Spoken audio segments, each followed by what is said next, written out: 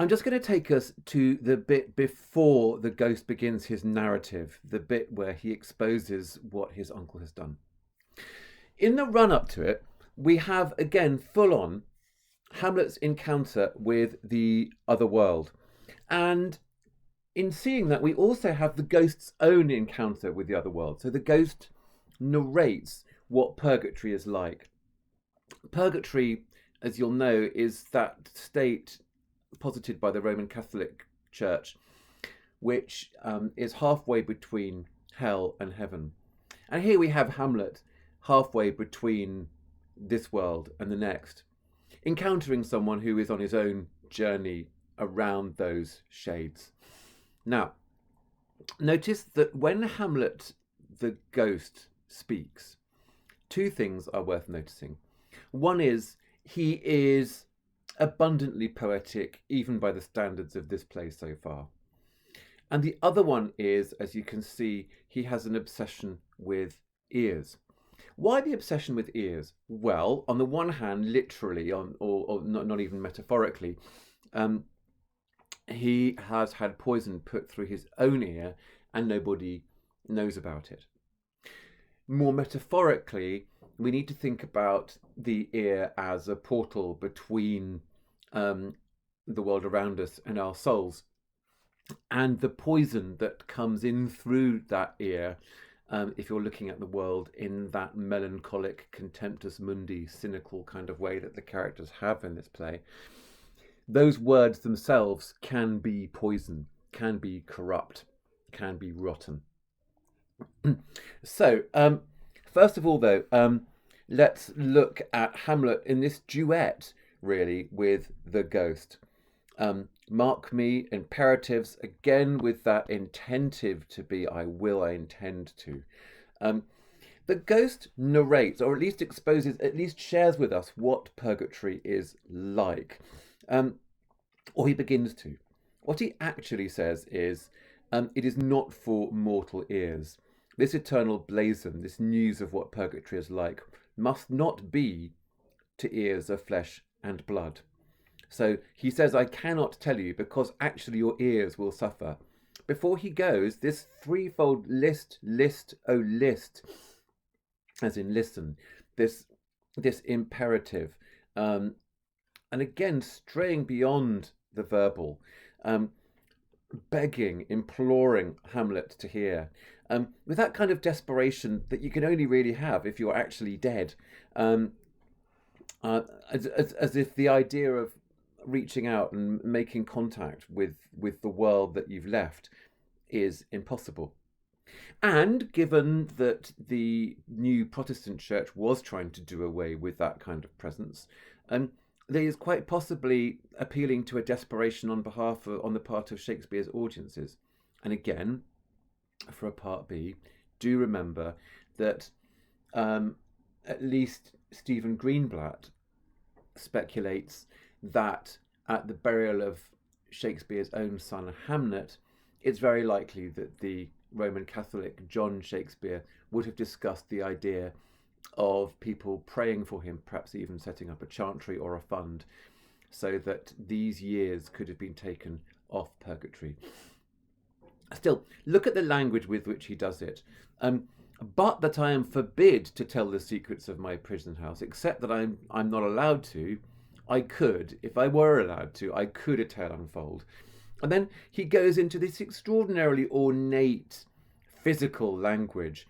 It would harrow up thy soul, freeze thy young blood, and then look at this, make thy two eyes, like stars, start from their spheres, and then he goes into the details of the hair, each particular hair to stand on end like quills upon the fearful porpentine. It's already hyperbolic enough poetry to talk about individual hairs, bearing in mind that the Bible goes for this kind of, well, not quite hyperbole, but this kind of example of how extreme God's knowledge is. He even knows the number of the hairs on your head. But to talk about hairs as individual parts of a body is really to split up your physical entity. And then to go for the ornate simile with the exotic animal, like quills upon the fearful porpentine. Even the subject of the simile is scary because it's got all those quills. You would look scary if I told you this scary stuff. Now, we do have as well, rumbling away, the theme of vengeance. The ghost brings the subject up very early. I am bound to hear, again with that half rhyme on ear as well. On it goes, those ear, hear sounds, and again prominently placed at the ends of lines. What the ghost really wants Hamlet to hear about is the crime that has led him to be dead, and also about the plan for vengeance. He really wants to be heard. So he advertises the revenge without Hamlet even knowing what's to be revenged. What? I am thy father's spirit. And then we step back from the narrative before the ghost begins with his real theme. Revenge, his foul and most unnatural murder. And again, we have a kind of hendiadys there. Maybe Hamlet gets it from his dad.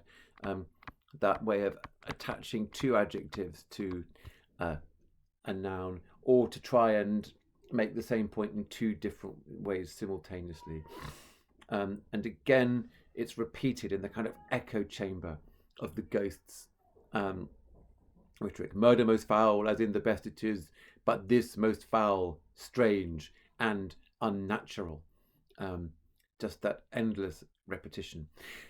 Now, speaking of revenge, let's just look at the irony. I noticed that I flagged it up when we were discussing it. Look at the irony, the foreshadowing, the strange prolepsis or proleptic irony of the way Hamlet and the ghost talk about this revenge. Hamlet pretty much saying, revenge, you got it. Haste me to know it, that I with wings as swift as meditation or the thoughts of love may sweep to my revenge.